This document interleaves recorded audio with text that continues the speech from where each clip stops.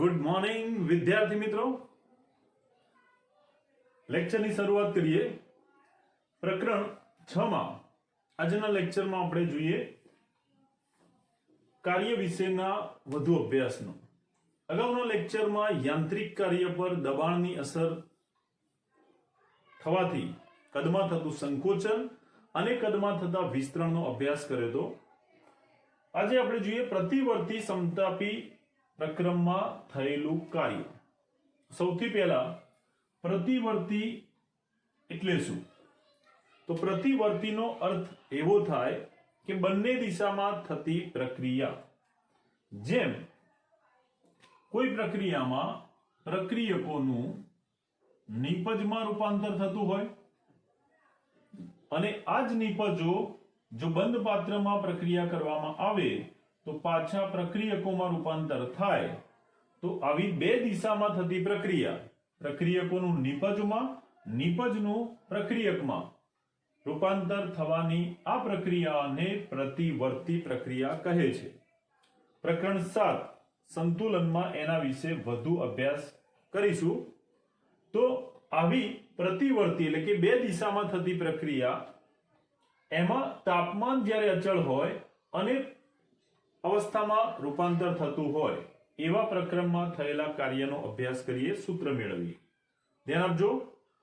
તો સમતાપી એટલે કે તાપમાન અચળ હોય એવા પ્રતિવર્તી પ્રક્રમમાં કાર્ય માટે પ્રતિવર્તી પરિસ્થિતિમાં કાર્ય એને વર્ક ઉપરથી W વડે દર્શાવીએ. પ્રતિવર્તી એને અંગ્રેજીમાં કહેવાય રિવર્સિબલ.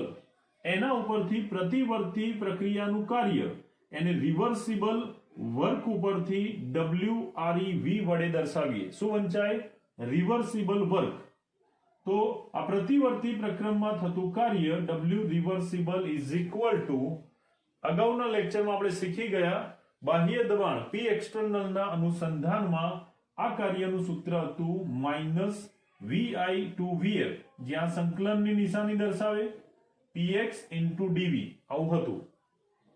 જો પ્રણાલી એમાં થતું સંકોચન કે વિસ્તરણ સૂક્ષ્મ તબક્કાઓમાં થતું હોય તો સૂક્ષ્મ તબક્કાઓમાં કદમાં થતા ફેરફારને dv વડે દર્શાવવામાં આવે છે.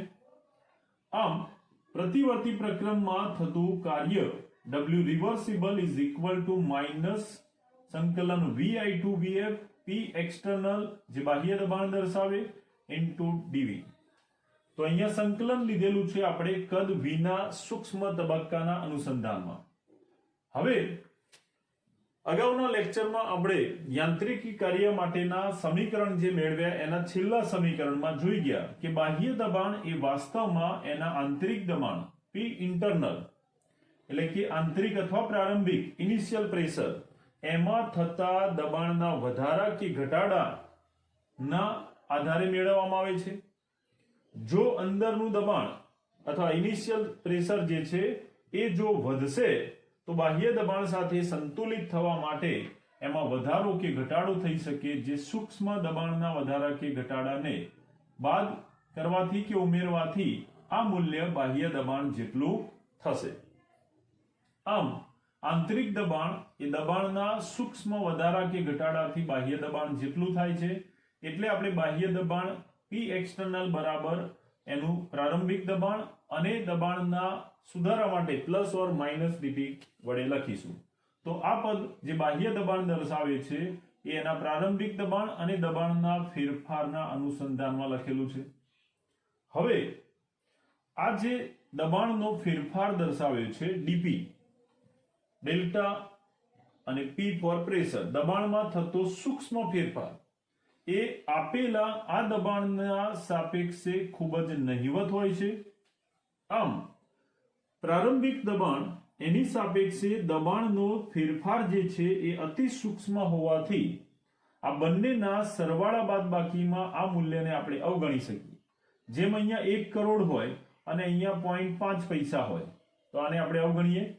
એ રીતે આ જે પદ છે અતિ સૂક્ષ્મ હોવાથી એને અવગણતા માત્ર બાહ્ય આંતરિક દબાણ અથવા ઇનિશિયલ પ્રેશર લખતા આ સમીકરણને હવે આ રીતે લખી શકાય માઇનસ અને અવગણતા P internal VI/VF P internal ડીવી. Okay, હવે દબાણની આ જે કિંમત છે એનું મૂલ્ય મૂકી દઈએ આદર્શ વાયુ સમીકરણ પરથી. તો આદર્શ વાયુ સમીકરણનું સૂત્ર હતું, સામાન્ય વાયુ સમીકરણ અથવા આદર્શ વાયુ સમીકરણ હતું PV બરાબર nRT. અહીંયા P બરાબર આપણે ઇનિશિયલ પ્રેશર P ઇનિશિયલ મૂકીએ અને એને કરતા બનાવીએ તો કદ વાળું પદ છેદમાં આવશે, એટલે P initial is equal to થશે nRT છેદમાં V. દબાણની આ જે કિંમત મળે છે, આ કિંમત એને આ ઉપરના સમીકરણમાં મૂકતા આ જે કિંમત મળી એ કિંમતને અહીંયા મૂકી દઈએ આના બદલે, તો આ કિંમતને અહીંયા મૂકતા હવે રિવર્સિબલ વર્ક એટલે કે પ્રતિવર્તી પ્રક્રમમાં થતું કાર્ય W reversible is equal to થશે સંકલન VI ટુ VF, માઇનસ નિશાની એમને એમ રહેશે. શું કરવાનું છે? ઇનિશિયલ પ્રેશરના બદલે લખીશું આપણે nRT upon V, બરાબર. તો આના બદલે મૂકીશું nRT by V dV. હવે સંકલન પ્રક્રિયા કરીએ તો સંકલન અહીંયા V ના અનુસંધાનમાં કરીશું, એટલે આ પદને બાકી રાખીશું અને nRT એને અચળ ગણીને બહાર લઈ લઈએ. તો પ્રતિવર્તી પ્રક્રમમાં થતું કાર્ય W reversible is equal to મળશે આ માઇનસ nRT. આને આપણે કોમન કાઢી લઈએ છીએ એટલે માઇનસ nRT થશે અને આ કદ વાળું પદ એ બાકી રહેશે કારણ કે સંકલન V માટે લઈએ છીએ. તો સંકલન VI ટુ VF બાકી રહેશે અહીંયા 1 upon V. V છેદમાં હોવાથી શું લખીશું? 1 upon V dV.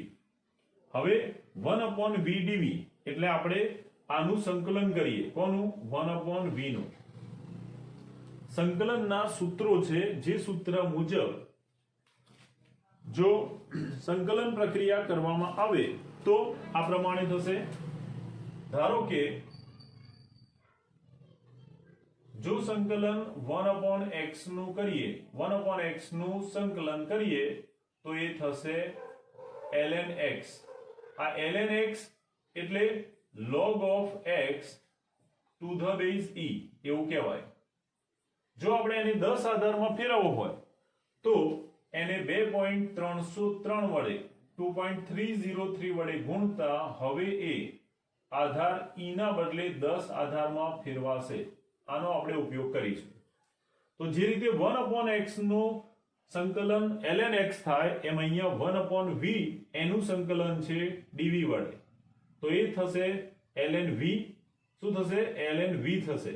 પણ અહીંયા લિમિટ આપેલી છે vi ટુ vf, એટલે અંતિમ અને પ્રારંભિક બંને એને લાગુ પાડતા આ થશે ln v, પણ એમાં ln vf upon ln vi. ln vf upon vi આ જે ગુણોત્તર છે એના શરૂઆતથી અંતિમ સુધીનો આપણે જેમ તફાવત લખીએ છીએ અંતિમ માઇનસ પ્રારંભિક, એ રીતે અહીંયા ln v માટે ln vf upon vi આ રીતે એનું સંકલનનું મૂલ્ય મળશે. હવે એમાં માઇનસ nRT જે બાર હતું એને એમને એમ રાખીએ. ln vf upon vi એટલે આ ln નો મતલબ કે આધાર e છે. કેટલો આધાર હોય? ln નો મતલબ આધાર e થાય, તો અહીંયા પણ આધાર e થશે. જો આપણે એને log માટે 10 આધારમાં ફેરવવું હોય, e આધારને બદલે log 10 આધારમાં ફેરવવું હોય તો એને 2.303 વડે ગુણવું પડે. એટલે આનો આધાર e ને બદલે 10 આધાર કરતા log vf upon vi એની સાથે 2.303 વડે ગુણવાનું રહેશે. તો હવે આ સમીકરણને લખી શકાય રીતે પ્રતિવર્તી પ્રક્રમમાં થતું કાર્ય W reversible is equal to 2.303 સંખ્યા છે એને આપણે આગળ મૂકી દઈએ minus 2.303 nRT log of vf upon vi જે પ્રતિવર્તી પ્રક્રમમાં થતું કાર્ય દર્શાવે છે. આમ પ્રતિવર્તી પ્રક્રમમાં થયેલું કાર્ય W રિવર્સિબલ એ આ સૂત્રની મદદથી મેળવી શકાય. જો આપણી પાસે પ્રારંભિક કદ vi એટલે કે ઇનિશિયલ વોલ્યુમ, પ્રારંભિક કદનું મૂલ્ય અને અંતિમ કદનું મૂલ્ય જાણતા હોઈએ તો વાયુના દબાણમાં થયેલા ફેરફારની અસર હેઠળ કદમાં જે ફેરફાર થશે એનું શરૂઆતનું કદ એના કરતા અંતિમ કદ કેવું થાય એ બંને મૂલ્યોના આધારે આપેલ તાપમાને થયેલું કાર્યની ગણતરી સમીકરણ 1 પરથી કરી શકાય છે। હવે આદર્શ વાયુ માટે એક બીજો નાનો ટોપિક જોઈ લઈએ, જે છે આદર્શ વાયુનું મુક્ત વિસ્તરણ। કોઈ પણ વાયુ એ વિસ્તરણ થતો હોય ત્યારે વાતાવરણમાં અન્ય વાયુઓનો અવરોધ એને લાગતો હોય। શું લાગતું હોય? અન્ય વાયુનો અવરોધ। દાખલા તરીકે ઓક્સિજન અણુઓ ગતિ કરતા હોય તો એના માર્ગમાં carbon dioxide, nitrogen, hydrogen, helium આવા કોઈ પણ અણુ આવશે તો એ અવરોધ ઉત્પન્ન કરશે। એનું વિસ્તરણ એ મુક્ત રીતે થઈ શકશે નહીં, અવરોધ નડશે। અવરોધનું મૂલ્ય શૂન્ય થાય તો એનું વિસ્તરણ મુક્ત રીતે થાય, અવરોધ વગર। તો અવરોધ ના નડે માટે શું હોવું જોઈએ? તો વાતાવરણમાં વાયુ જ ના હોવો જોઈએ। જો અન્ય વાયુ હોય નહીં તો આદર્શ વાયુ કોઈ પણ પ્રકારના અવરોધ વગર સરળતાથી વિસ્તરણ પામી શકે છે। તો શૂન્યાવકાશમાં જ્યાં વાયુ અસ્તિત્વ જ ધરાવતો નથી એમાં જો આદર્શ વાયુને મુક્ત કરવામાં આવે તો શૂન્યાવકાશ કે જ્યાં બાહ્ય દબાણનું મૂલ્ય શૂન્ય થશે, કારણ કે શૂન્યાવકાશમાં કોઈ વાયુ હોતા નથી। જ્યારે બાહ્ય ભાગમાં કોઈ વાયુ જ નહીં હોય તો એનું દબાણ પણ શું થશે? શૂન્ય થશે। આમ બાહ્ય દબાણનું મૂલ્ય શૂન્ય થશે શૂન્યાવકાશમાં। શૂન્યાવકાશમાં જ્યાં વાયુઓ અસ્તિત્વ ધરાવતા નથી, જ્યાં બાહ્ય દબાણનું મૂલ્ય શૂન્ય થાય ત્યાં જો આદર્શ વાયુનું વિસ્તરણ કરાવવામાં આવે તો આદર્શ વાયુ મુક્ત વિસ્તરણ અનુભવે છે। એટલે આવું કહી શકાય વ્યાખ્યા કે શૂન્યાવકાશમાં થતા આદર્શ વાયુના વિસ્તરણને મુક્ત વિસ્તરણ કહે છે। મુક્ત વિસ્તરણ કોને કહેવાય? શૂન્યાવકાશમાં થતા વિસ્તરણને મુક્ત વિસ્તરણ કહે છે। આદર્શ વાયુ માટે પ્રક્રમ પ્રતિવર્તી હોય એટલે કે બંને દિશામાં કે એક જ દિશામાં થતું હોય। ધારો કે કોઈ એક જ દિશામાં પ્રક્રિયા થાય કે લોખંડ કાટ લાગે, કાટમાંથી ફરીથી લોખંડ બનતું નથી, દૂધમાંથી દહીં બને, દહીંમાંથી પાછું દૂધ બનતું નથી। તો આ એક જ દિશામાં થતા પ્રક્રમ રૂપાંતર એને અપ્રતિવર્તી પ્રક્રમ કહેવાય। કેવા પ્રક્રમ કહેવાય? અપ્રતિવર્તી। જ્યારે બંને દિશામાં થાય એને પ્રતિવર્તી પ્રક્રમ કહે છે। તો આદર્શ વાયુ માટે પ્રક્રમ પ્રતિવર્તી હોય કે અપ્રતિવર્તી હોય, આ પ્રક્રમ દરમિયાન આદર્શ વાયુ માટે થતું જે કાર્ય છે એ કાર્યનું મૂલ્ય શૂન્ય થશે। કારણ ઉષ્માગતિશાસ્ત્રનો પહેલો નિયમ જોઈ ગયા આપણે। આ પ્રથમ નિયમ મુજબ કાર્યની જો ગણતરી કરીએ તો કાર્યનું સૂત્ર હતું P external into delta V। ધ્યાન આપજો આ સૂત્ર ઉપર। કાર્ય W બરાબર P into delta V। અહીંયા બાહ્ય દબાણનું મૂલ્ય જ્યારે શૂન્યાવકાશમાં બાહ્ય દબાણનું મૂલ્ય જ શૂન્ય હોય તો આ પદ શૂન્ય હશે તો એને કદ સાથે, કદના ફેરફાર સાથે ગુણો તો એ પણ શું થશે? શૂન્ય જ થશે। આમ શૂન્યાવકાશમાં બાહ્ય દબાણનું મૂલ્ય શૂન્ય છે એટલે કાર્યનું જે સૂત્ર છે આ સૂત્ર W બરાબર P external into delta V, એમાં આ બાહ્ય દબાણની કિંમત શૂન્ય થાય તો કાર્યનું મૂલ્ય પણ શું થઈ જશે? શૂન્ય થઈ જશે, કારણ બાહ્ય દબાણનું મૂલ્ય શૂન્ય છે। ઉષ્માગતિશાસ્ત્રના પ્રથમ નિયમને આધારે જો આંતરિક ઉર્જા ફેરફાર મેળવીએ તો આંતરિક ઉર્જા ફેરફાર મેળવવા માટે પ્રથમ નિયમનું ગાણિતિક સ્વરૂપ જે હતું ડેલ્ટા U બરાબર Q પ્લસ W। ઉષ્માગતિશાસ્ત્રના પ્રથમ નિયમનું આ ગાણિતિક સ્વરૂપ આપણે આગળ મેળવ્યું। જે સૂત્રમાં અચળ કદે આંતરિક ઉર્જાનો ફેરફાર શોધવો છે તો પ્રથમ નિયમ મુજબ આ ગાણિતિક સૂત્રમાં અચળ કદે ઉષ્માનું મૂલ્ય, અચળ કદે ઉષ્માનું મૂલ્ય, તો ઉષ્માને આપણે Q વડે સંજ્ઞાથી દર્શાવીએ. જે દરમિયાન કદ અચળ રહેતું હોય તો એવી ઉષ્માને અચળ કદે ઉષ્મા QV વડે દર્શાવીશું. V શું દર્શાવે કે અહીંયા કદ અચળ લીધેલું છે એ વખતની ઉષ્મા. આમ અચળ કદે ઉષ્માને QV વડે દર્શાવીએ તો Q બરાબર QV મુકાય અને કાર્ય W. જ્યારે કદ અચળ હશે તો કાર્યનું સૂત્ર હતું P ડેલ્ટા V. જો કદ અચળ હશે તો અચળ કદે કદનો ફેરફાર કેવો થઈ જશે? શૂન્ય થઈ જશે. જો કદનો ફેરફાર શૂન્ય થઈ જાય તો દબાણ સાથે કદનો ફેરફાર જે શૂન્ય છે ગુણતા કાર્યનું મૂલ્ય પણ શૂન્ય થઈ જશે. આમ અચળ કદે થતા પ્રક્રમ માટે આંતરિક ઉર્જાના ફેરફારમાં બે ફેરફાર કરીશું. એક અચળ કદે ઉષ્મા Q બરાબર QV મૂકીશું, બરાબર, જે દર્શાવે અચળ કદે ઉષ્મા. ઉષ્માને Q વડે અને કદ અચળ છે માટે એને વોલ્યુમ પરથી QV વડે દર્શાવીએ. અને કાર્ય W નું મૂલ્ય P ડેલ્ટા V સૂત્ર અનુસાર કદનો ફેરફાર અચળ કદે શૂન્ય હોવાથી આ કદનો ફેરફાર શૂન્ય મૂકીએ તો P * શૂન્ય એટલે કાર્ય પણ 0 થશે. જે કાર્યની કિંમત અહીંયા શૂન્ય અને Q બરાબર QV મૂકતા ડેલ્ટા U બરાબર QV થશે. દાખલા માટે આ યાદ રાખવાનું, પ્રશ્ન પૂછાય કે અચળ કદે ઉષ્માનું મૂલ્ય આપેલું છે તો અચળ કદે આપેલી ઉષ્મા એટલે આંતરિક ઉર્જાનો ફેરફાર. કોનું મૂલ્ય લેવાનું? આંતરિક ઉર્જાનો ફેરફાર લેવાનો, બરાબર. તો અચળ કદે આપેલી ઉષ્મા એ આંતરિક ઉર્જાનો ફેરફાર દર્શાવે છે. દાખલાઓ માટે આ યાદ રાખવાનું રહેશે, કારણ કે તમને આંતરિક ઉર્જાના ફેરફારની જરૂર હશે તો સીધું આંતરિક ઉર્જાનો ફેરફાર એવું નહીં લખેલું હોય, પણ શું લખ્યું હશે? અચળ કદે ઉષ્મા આપેલી છે તો એ મૂલ્ય આપણે આંતરિક ઉર્જાના ફેરફાર બરાબર લઈશું.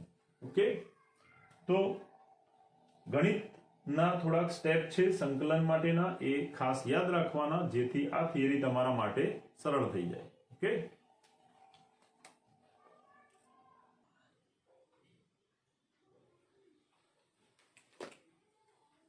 હવે આદર્શ વાયુના શૂન્યાવકાશમાં વિસ્તરણ પર આધારિત એક એક્ઝામ્પલ જોઈ લઈએ. ધ્યાન આપજો બરાબર. આપેલી રકમ છે કે 2 લિટર આદર્શ વાયુ એક વાતાવરણ અથવા એક એટમોસ્ફિયર એટલે વાતાવરણ, એક વાતાવરણ દબાણે શૂન્યાવકાશમાં સમતાપી રીતે એનું કદ વિસ્તરણ પામે છે. કેટલું વિસ્તરણ પામે છે? 10 લિટર. આ જે છે એનું શરૂઆતનું કદ થશે, જેને આપણે VI વડે દર્શાવીશું. વિસ્તરણ પામ્યા બાદ એ અંતિમ કદ પ્રાપ્ત કરે છે એને VF વડે દર્શાવીશું. આ છે એનું દબાણ, એક એટમોસ્ફિયર દબાણ. તો જ્યારે તે અંદરના આંતરિક દબાણ એક વાતાવરણ દબાણથી શૂન્યાવકાશમાં વિસ્તરણ પામે છે ત્યારે આ પ્રક્રમ દરમિયાન એને કેટલી ઉષ્મા શોષી હશે, એટલે શોષાયેલી ઉષ્મા કેટલી હશે એ શોધવાનું છે. નંબર 2, આ વિસ્તરણમાં થયેલું કાર્ય શોધવાનું છે. આમ શોષાયેલી ઉષ્મા અને થયેલું કાર્ય શોધવાનું છે. આ પહેલી વાત થઈ, બરાબર, જેની ગણતરી આપણે જોઈ લઈએ. તો એક આ શોધવાનું છે જેને આપણે એ કહ્યું છે. બીજું કે આ જ પ્રણાલી માટે, આ જ પ્રક્રમ માટે જો અચળ બાહ્ય દબાણ 1 એટમોસ્ફિયર હોય, બાહ્ય દબાણ 1 એટમોસ્ફિયર હોય, પહેલા આપણે શું લીધું હતું કે શૂન્યાવકાશ હતું, એ શૂન્યાવકાશના બદલે જો બાહ્ય દબાણ 1 હોય, શૂન્યાવકાશમાં શું થશે? બાહ્ય દબાણનું મૂલ્ય 0 થઈ જશે. આ જે બતાવેલું છે એ પ્રણાલીનું દબાણ છે. બાહ્ય દબાણ શૂન્યાવકાશમાં શૂન્ય થશે. બીજા મુદ્દો આપેલો છે કે જો બાહ્ય દબાણનું મૂલ્ય 1 હોય, એક વાતાવરણ શૂન્ય ના હોય, તો ઉષ્માનું મૂલ્ય કેટલું હશે? અને નંબર 3, પ્રતિવર્તી રીતે જો આ કદ વિસ્તરણ થતું હોય પ્રતિવર્તી રીતે, તો કદ 10 લીટર વિસ્તરણ પામે ત્યારે એને ઉષ્માનું મૂલ્ય કેટલું હશે નક્કી કરવાનું છે. તો આપણે 3 જુદા જુદા દાખલા અહીંયા એક ભેગા જોઈશું. આપણે આ એક જ રકમ માટે 3 અલગ અલગ પરિસ્થિતિના મૂલ્યો મેળવીશું. પહેલા પરિસ્થિતિ એ માટે જોઈએ કે ઉષ્મા કેટલી શોષાઈ હશે. તો શૂન્યાવકાશમાં જ્યારે બાહ્ય દબાણનું મૂલ્ય શૂન્ય હોય, જ્યારે બહાર વાયુ જ ના હોય તો બાહ્ય દબાણનું મૂલ્ય શૂન્ય થશે. પરિણામે એના ઉપર થતું કાર્યનું મૂલ્ય પણ શૂન્ય થશે. આમ શૂન્યાવકાશમાં સમતાપી રીતે જ્યારે પ્રક્રિયા થાય તો આવા પ્રક્રમમાં આંતરિક ઉર્જાનો ફેરફાર શૂન્ય થશે. એટલે પહેલી અવસ્થા માટે આપણે જોઈએ તો શૂન્યાવકાશમાં સમતાપી વિસ્તરણ થાય ત્યારે આંતરિક ઉર્જા ફેરફારનું મૂલ્ય શૂન્ય થાય. યાદ રાખવાનું, આંતરિક ઉર્જાનું સૂત્ર હતું ડેલ્ટા યુ બરાબર ક્યુ પ્લસ ડબલ્યુ, જેમાં શૂન્યાવકાશમાં સમતાપી વિસ્તરણ માટે આંતરિક ઉર્જા ફેરફારનું મૂલ્ય શૂન્ય થાય છે. કેમ? તો શૂન્યાવકાશમાં સમતાપી વિસ્તરણ માટે આંતરિક ઉર્જા ફેરફાર ડેલ્ટા યુ 0 હોય. તો ડેલ્ટા યુ બરાબર 0 હશે તો પ્રથમ નિયમનું સૂત્ર શું હતું કે આંતરિક ઉર્જા ફેરફાર ડેલ્ટા યુ બરાબર ક્યુ પ્લસ ડબલ્યુ. એટલે આપણે પ્રથમ નિયમ પરથી ડેલ્ટા યુ બરાબર ક્યુ પ્લસ ડબલ્યુ લખીએ તો એનો સરવાળો પણ શૂન્ય થશે. ડબલ્યુ કાર્ય એને આ બાજુ લઈ જઈએ તો ઉષ્મા ક્યુ બરાબર શું થશે માઇનસ ડબલ્યુ. આમ પ્રણાલીની ઉષ્મા ક્યુ એ એના કાર્યના ઋણ મૂલ્ય જેટલી થાય. પરંતુ કાર્ય ડબલ્યુ એનું સૂત્ર ઓલરેડી આપણે મેળવ્યું હતું, જે હતું P external into Vf minus Vi. કાર્ય માટે આવું સૂત્ર હતું P into delta V.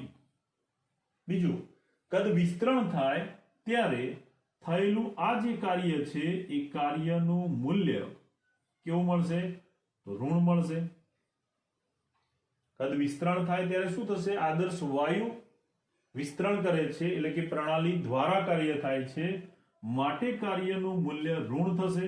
Already આગળ કાર્યની આગળ માઇનસની નિશાની હતી. આમ ઉષ્મા Q માટે આવું થશે કે કાર્ય W નું મૂલ્ય પ્રણાલી દ્વારા કાર્ય થાય માટે કાર્યનું મૂલ્ય ઋણ થશે. એટલે આ પદ જે કાર્યનું મૂલ્ય દર્શાવે એ ઋણ થશે. સાથે સાથે Q નું મૂલ્ય ઓલરેડી માઇનસ W હતું એટલે આ માઇનસ માઇનસ પ્લસ થઈ જશે. બાહ્ય દબાણ ઇન્ટુ Vf માઇનસ Vi, જેમાં અંતિમ કદ વિસ્તરણ બાદ કદ 10 લીટર છે એટલે Vf બરાબર 10 અને પ્રારંભિક કદ એનું મૂલ્ય હતું 2 લીટર, જેનું તફાવત થશે 10 માઇનસ 2 એટલે 8 લીટર. પરંતુ શૂન્યાવકાશમાં કોઈ વાયુ હોય નહીં એટલે આદર્શ વાયુને કોઈ પણ પ્રકારનું બાહ્ય દબાણ લાગશે નહીં. આમ બાહ્ય દબાણનું મૂલ્ય શૂન્ય થશે એટલે આ આખી કિંમત શું થઈ જશે? શૂન્ય.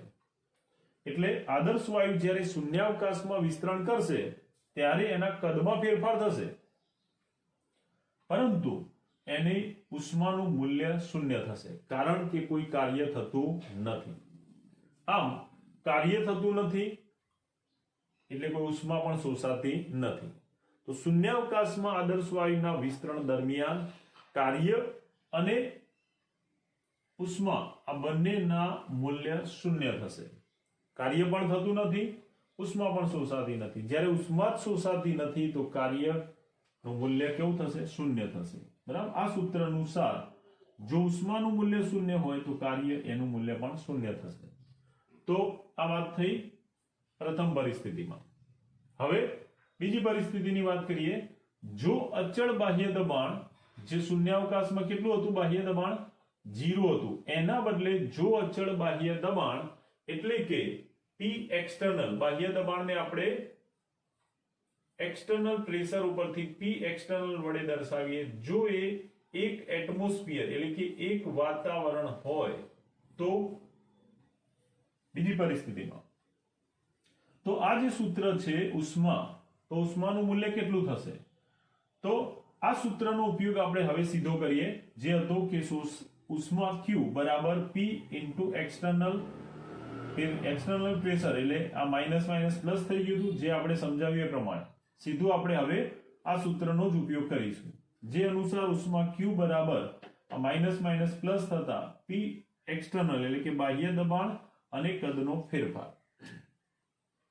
હવે બાહ્ય દબાણનું મૂલ્ય શૂન્યાવકાશમાં શૂન્ય હોય એટલે અહીંયા 0 મૂકી દો.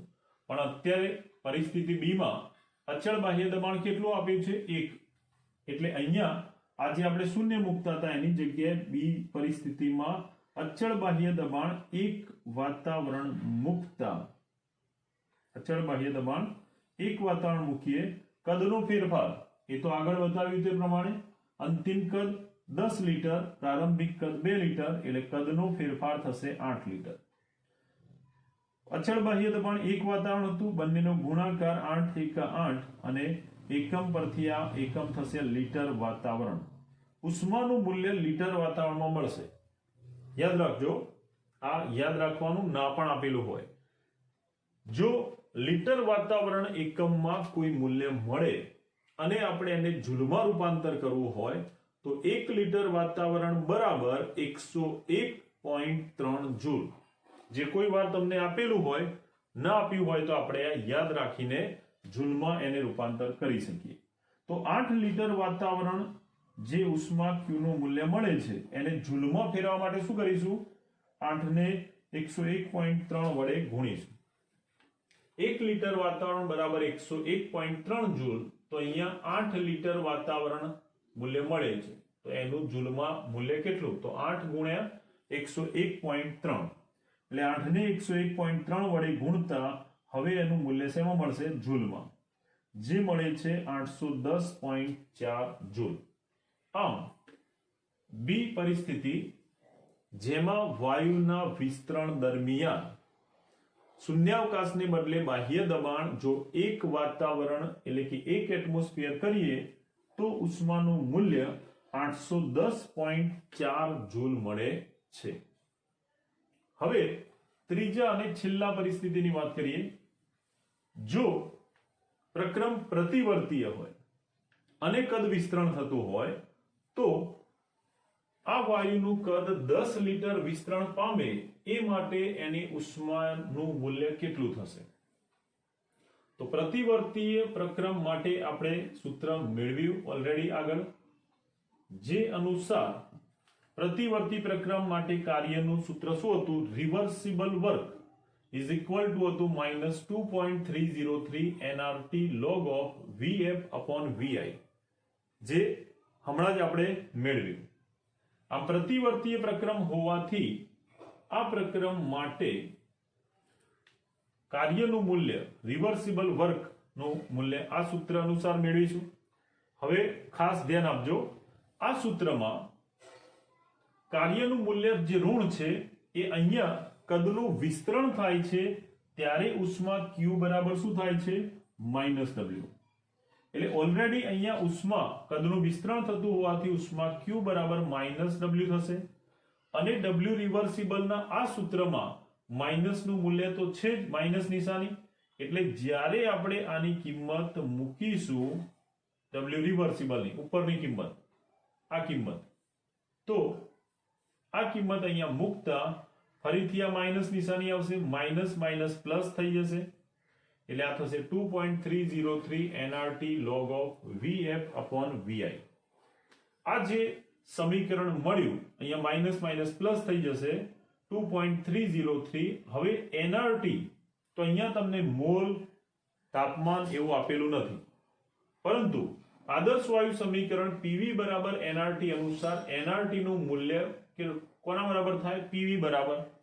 તો અહીંયા P અને V એના મૂલ્ય વાયુનું બાહ્ય દબાણ 1 વાતાવરણ અને કદ વિસ્તરણ કેટલું પામે છે? તો 10 લીટર.